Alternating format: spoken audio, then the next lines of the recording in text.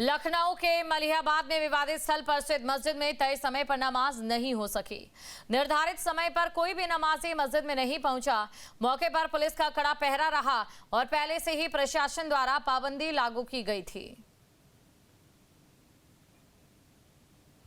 लखनऊ के मलिहाबाद के कंसापासी जो किला है, इस वक्त मैं वहां मौजूद हूं। जो विवाद लंबे समय से चल रहा था उसमें आज पुलिस ने सख्त बैरिकेडिंग की है। इसमें कोई नमाज नहीं पढ़ सकता। दरअसल पिछले कुछ दिनों से लगातार इस बात का जो है पासी समाज विरोध कर रहा था कि अवैध तरीके से यहाँ पर जो कंसापासी का किला है उसमें एक मजार बना ली गई है। कुछ लोग वहाँ पर नमाज पढ़ते हैं। विवाद बढ़ता देख पुलिस ने तय किया कि यहाँ पर नमाज नहीं होगी। आज ईद के दिन कुछ लोगों के पहुंचने की ज़रूर उम्मीद जताई जा रही थी, लेकिन पुलिस ने सख्त बैरिकेडिंग की। बड़ी संख्या में पुलिसकर्मी तैनात हैं और ये तय कर दिया गया है कि इस विवादित जगह पर अब कोई नमाज भी नहीं होगी और ना भी कोई दूसरे व्यक्ति यहाँ अंदर जाएंगे। तो अंदर की अगर बात करें तो हमने तस्वीरें दिखाई थी जिसमें एक हिंदू जो स्ट्रक्चर था हिंदू मैथोलॉजी का, उसमें किस तरह से मज़ारें बनाई गई हैं और कुछ लोग वहाँ पर नमाज पढ़ रहे थे। तो आज बकरीद के दिन भी यहाँ सख्ती पूरी तरीके से दिखाई पड़ी। किसी भी स्थिति में किसी को अंदर जाने की अनुमति नहीं है। दिन रात पुलिस बल यहाँ पर तैनात है। लखनऊ से वीडियो दीपकन्ना के साथ निखिल शर्मा, न्यूज़ स्टेट उत्तर प्रदेश।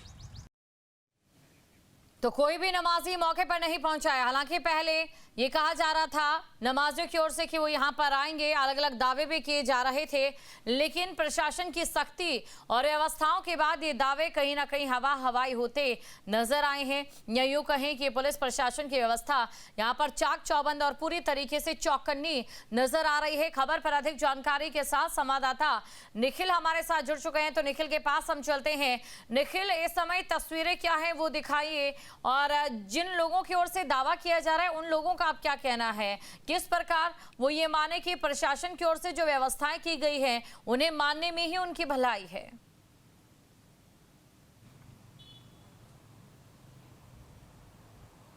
देखिए, मैं इस वक्त जहाँ मौजूद हूँ यही कंसापासी जो किला थे उनका जाने का रास्ता है उनके किले का, और ठीक वो जगह जो विवादों में आई उस जगह को पुलिस ने बैरिकेड कर दिया है। बैरिकेडिंग लगाकर पुलिस ने यहाँ से अब किसी को जाने की अनुमति नहीं दी है। ये रास्ता है और अंदर ही जो मज़ार है वो बनाई गई है और वही मज़ार पर कुछ लोग नमाज पढ़ना चाहते थे, पिछले कुछ सालों से पढ़ रहे थे, जिसका विरोध पासी समाज ने किया। उनका ये कहना था कि ये उनके पूर्वजों का किला है। पासी जो है राजा थे कंसा, और उन्हीं का ये किला था और ये जो स्ट्रक्चर है वो हिंदू मैथोलॉजी के हिसाब से है। ऐसे में यहाँ मज़ार कैसे हो सकती है, इस बात का विरोध हुआ। धीरे धीरे स्थिति टकराव तक जो है पहुँच गई और उसके बाद प्रशासन ने तय किया कि अब यहाँ किसी तरह की भी कोई नमाज नहीं होगी। जो भी नमाज होगी आगे जो ईदगाह है वहाँ पर नमाज अदा की जाएगी। तो अब पुलिस ने इस पूरे हिस्से को बैरिकेड कर दिया है। बाकायदे यहाँ पर जो स्ट्रीट लाइटें हैं अंदर वो लगा दी गई हैं, सीसीटीवी कैमरा लगा दिया गया है ताकि यहाँ पर परमानेंट इसकी निगरानी की जा सके। दिन रात 24 घंटे यहाँ पर पुलिसकर्मी मौजूद हैं। पीएससी की टीम लगाई गई है कि कोई भी ऐसा व्यक्ति जो संदिग्ध हो इस जगह पर न पहुँचे। सुबह 9 बजे ये माना जा रहा था कुछ लोग यहाँ पर नमाज पढ़ेंगे, जिस तरह की चर्चा थी, लेकिन पुलिस की सख्ती इस कदर थी कि कोई भी यहाँ पर दिखाई नहीं पड़ा। 9 बजे की नमाज होनी थी, हालांकि तब से हम लगातार यहाँ पर निगाह बनाए हुए हैं, लेकिन कोई भी नहीं दिखाई पड़ा। तो जो प्रशासन ने तय किया था वही हुआ और अभी तक हालांकि इसका जो विवाद है वो बरकरार है। लोग कह रहे हैं कि वो गजेटियर जो है वो कोर्ट में चैलेंज किया जाएगा, चूँकि कंसापासी का जो किला था वो बहुत लंबी क्षेत्रफल में था, उसमें बहुत सारे कब्जे भी हो गए अवैध तरीके से, वहाँ पर कब्रिस्तान भी बना दिया गया। ये तमाम विषय हैं जिनकी चर्चाएँ धीरे धीरे चल रही हैं।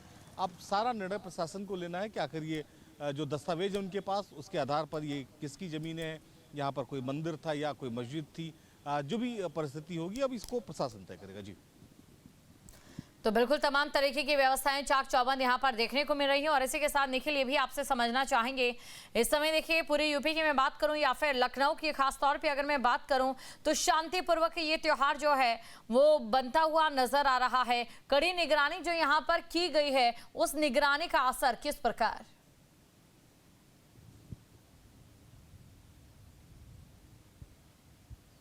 देखिए, पूरे प्रदेश की कानून व्यवस्था की कुछ दिनों पहले मुख्यमंत्री ने बैठक की थी और तभी कह दिया था कि गंगा दशहरा और जो बकरीद है इस मौके पर पुलिस व्यवस्था इस तरह से की जाए कि कहीं कोई किसी को परेशानी ना हो। यानी इसका मकसद ये था कि कहीं भी कोई ऐसी परिस्थिति ना हो जिसका सामना जो है आम जनमानस को करना पड़े। बड़ी संख्या में सभी मस्जिदों के आसपास पुलिस बल लगाए गए थे। जितनी भी मस्जिदें पूरे प्रदेश में जहां पर नमाजी पहुंचे और जो पहले से निर्धारित कार्यक्रम था वहां पर ड्रोन कैमरे से निगरानी की गई, सारी फुटेज बनाए गए, तमाम तरह की जो एजेंसियां थी उनको लगाया गया था और हर जगह सकुशल जो है वो बकरीद की जो नमाज है वो अदा की गई। लखनऊ में भी ईदगाह के साथ कई ऐसे मस्जिदें हैं जहाँ पर नमाज अदा की गई।